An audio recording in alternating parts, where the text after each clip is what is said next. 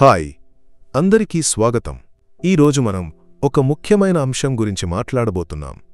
కంటి శుక్లం లేదా కాటరాక్ట్. వృద్ధులలో ఇది చాలా సాధారణమైన కంటి వ్యాధి. అయితే సరైన జీవనశైలి మరియు కొంత శ్రద్ధతో కంటి శుక్లం రాకుండా నివారించవచ్చు మరియు ప్రారంభ దశలోనే దాన్ని నియంత్రించవచ్చు. ఈ వీడియోలో కంటి శుక్లం రాకుండా చేయడం మరియు దాన్ని ప్రారంభ దశలో ఎలా మెరుగుపరచవచ్చో కలిసి నేర్చుకుందాం. కంటి శుక్లం అంటే ఏమిటి? కంటి శుక్లం అనేది మన కంటి లెన్స్ను ప్రభావితం చేసే ఒక స్థితి. ఈ లెన్స్ మసకబారడం లేదా మేఘావృతం అవ్వడం వల్ల దృష్టి మసకబారుతుంది. వయసు పెరిగే కొద్దీ ఈ లెన్స్ యొక్క పారదర్శకత తగ్గి కంటి శుక్లం ఏర్పడుతుంది. అయితే 30% కేసులు జన్యుపరంగా వస్తాయి, 70% కేసులు మన జీవనశైలి వల్ల సంభవిస్తాయి. కాబట్టి మన రోజువారీ అలవాట్లలో కొన్ని మార్పులు చేస్తే కంటి శుక్లాన్ని కొంతవరకు నివారించవచ్చు. మొదట కంటి శుక్లం యొక్క ప్రధాన కారణాలను చూద్దాం. దీనికి 3 ప్రధాన కారణాలు ఉన్నాయి. మొదటిది గ్లైకేషన్. ఇది చక్కెర మరియు కొవ్వు ప్రోటీన్తో కలిసి లెన్స్ను హానికరంగా ప్రభావితం చేసే ఒక ప్రక్రియ. ముఖ్యంగా డయాబెటిస్ ఉన్నవారిలో దీని సంభావ్యత 70% ఎక్కువగా ఉంటుంది. రెండవది ఆక్సిడేషన్. శరీరంలో ఉత్పన్నమయ్యే ఫ్రీ రాడికల్స్ లెన్స్ను దెబ్బతీస్తాయి. మూడవది కాల్షియం డిపాజిషన్. ఒత్తిడి వల్ల కలిగే హార్మోన్ మార్పులు కాల్షియం లెన్స్లో పేరుకుపోవడానికి కారణమవుతాయి. ఇప్పుడు కంటి శుక్లాన్ని నివారించడానికి మనం ఏమి చేయవచ్చు? మొదట మన ఆహార విధానంపై శ్రద్ధ పెట్టాలి. ఆకుకూరలు, ముఖ్యంగా ఆకుకూరగాయలు పుష్కలంగా తినాలి.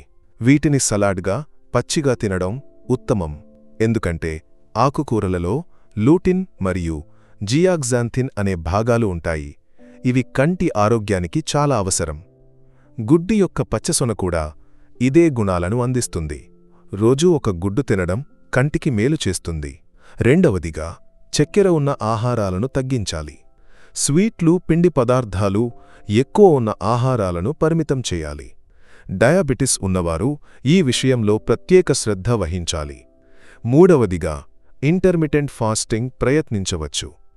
ఉపవాసం శరీరంలోని విష పదార్థాలను తొలగించడానికి మరియు లెన్స్ ఆరోగ్యాన్ని మెరుగుపరచడానికి సహాయపడుతుంది. ఉదాహరణకు 16 గంటల ఉపవాసం మరియు 8 గంటల ఆహారం అనే పద్ధతిని అనుసరించవచ్చు.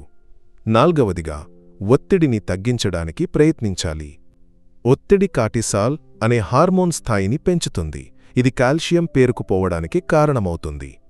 ధ్యానం, యోగా లేదా తేలికపాటి వ్యాయామాలు దీనికి సహాయపడతాయి. ఐదవదిగా ఒక సాధారణ ఇంటి చిట్కా నిమ్మకాయ తేనె నీరు. రోజూ ఉదయం 1 గ్లాసు నీటిలో అర నిమ్మకాయ రసం పిండి 2 టీ స్పూన్ల తేనె కలిపి తాగాలి.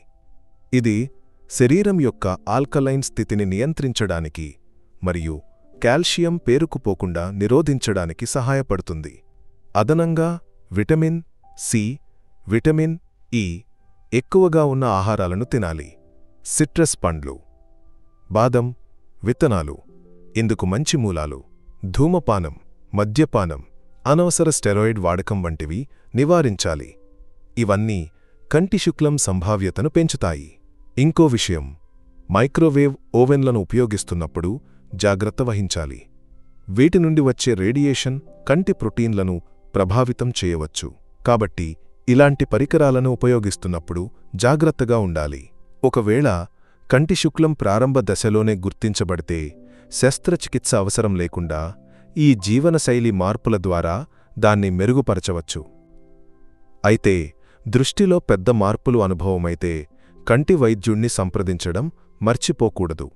ప్రారంభ చికిత్స చాలా ప్రభావవంతంగా ఉంటుంది. చివరగా మన కళ్ళు చాలా విలువైనవి. చిన్న శ్రద్ధతో మనం వాటిని ఆరోగ్యంగా ఉంచవచ్చు. ఈ చిట్కాలను రోజూ అనుసరించండి. మంచి ఆహారం తీసుకోండి, ఒత్తిడిని తగ్గించండి, ఉపవాసం ప్రయత్నించండి. ఇవన్నీ మీ కళ్లను కంటి శుక్లం నుండి రక్షిస్తాయి. ధన్యవాదాలు. అందరికీ మంచి ఆరోగ్యం కలగాలని కోరుకుంటున్నాను. ఇలాంటి ఆరోగ్య చిట్కాల కోసం ఈ ఛానల్ను సబ్స్క్రైబ్ చేయండి. బెల్ ఐకాన్ను నొక్కండి. మళ్ళీ కలుద్దాం. జాగ్రత్త.